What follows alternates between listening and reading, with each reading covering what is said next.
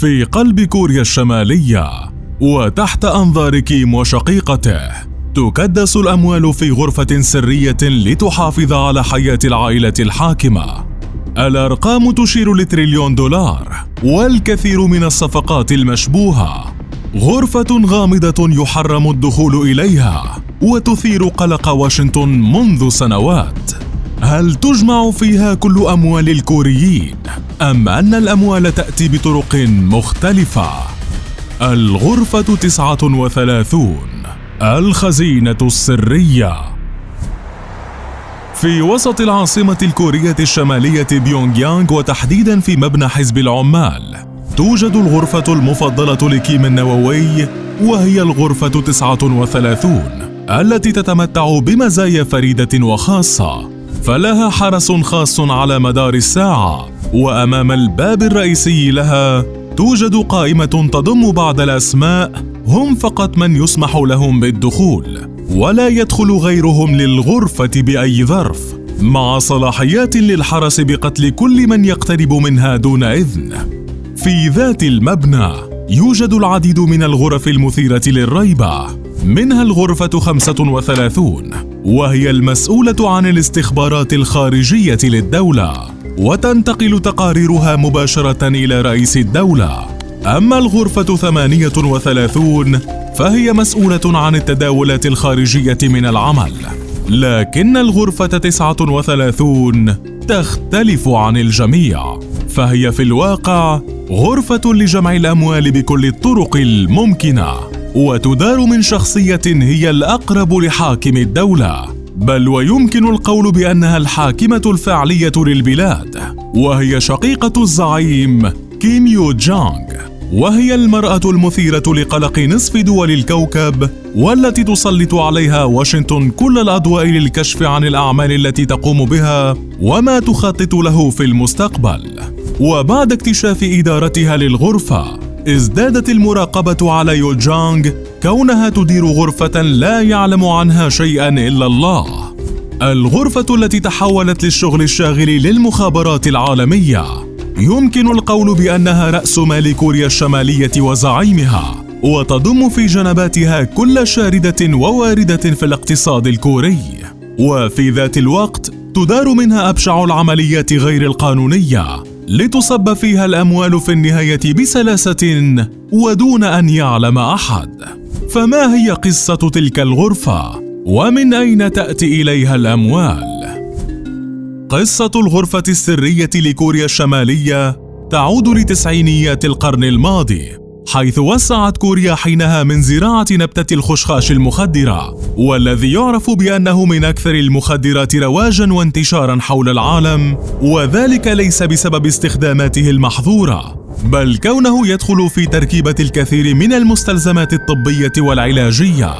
وحينها تصدرت كوريا الشمالية الدول المصدرة له، وتدريجياً وسعت من زراعتها للمادة يوماً بعد يوم، خصوصاً بعد انهيار الاتحاد السوفيتي وتوقف الدعم لها من الأخير، لتبدأ عملية البحث عن طرق جديدة ترفع بها اقتصادها، وفي ذات الوقت تجني منها العائلة الحاكمة مبالغ طائلة.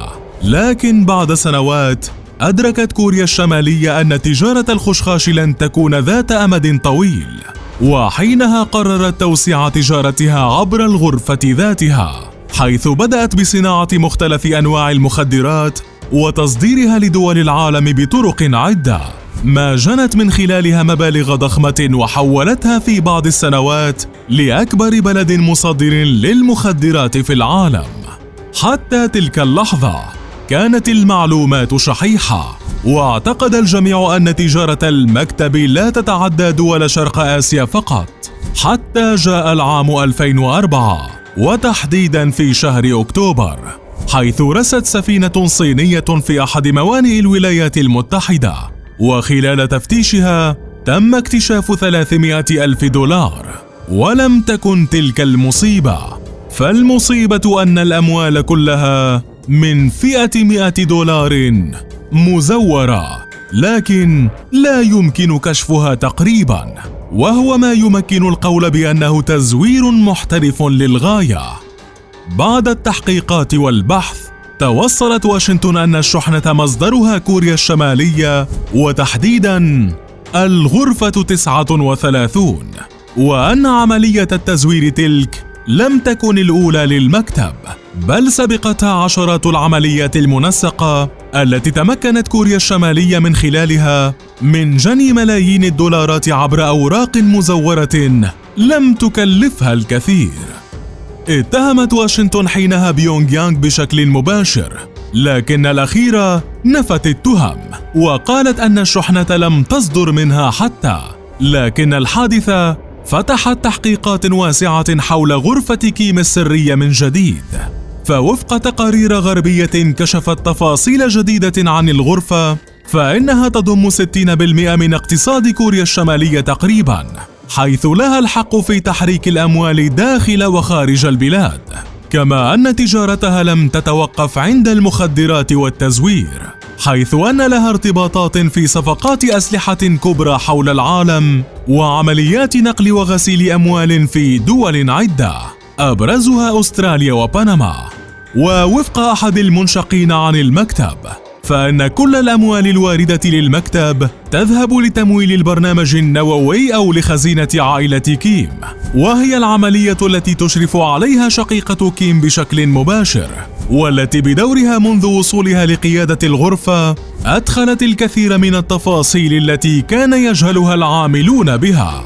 فمنذ سنوات ترضخ كوريا الشمالية تحت عقوبات دولية قاسية جعلها ممنوعة من تصدير أي شيء خارج الدولة، وهو الأمر الذي وجدت له الغرفة 39 الحل، حيث تشتهر كوريا الشمالية بصناعة المنسوجات.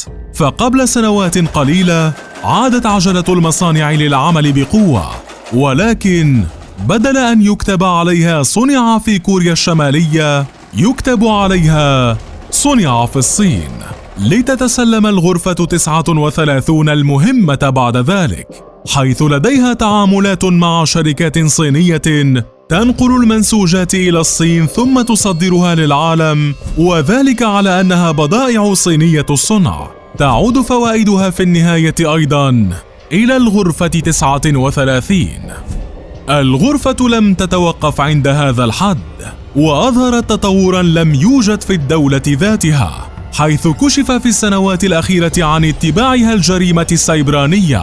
ففي العام 2016 حاول هاكرز من كوريا الشمالية سرقة $1 مليار من الاحتياطي الفيدرالي في نيويورك، لكن العملية فشلت في اللحظات الأخيرة.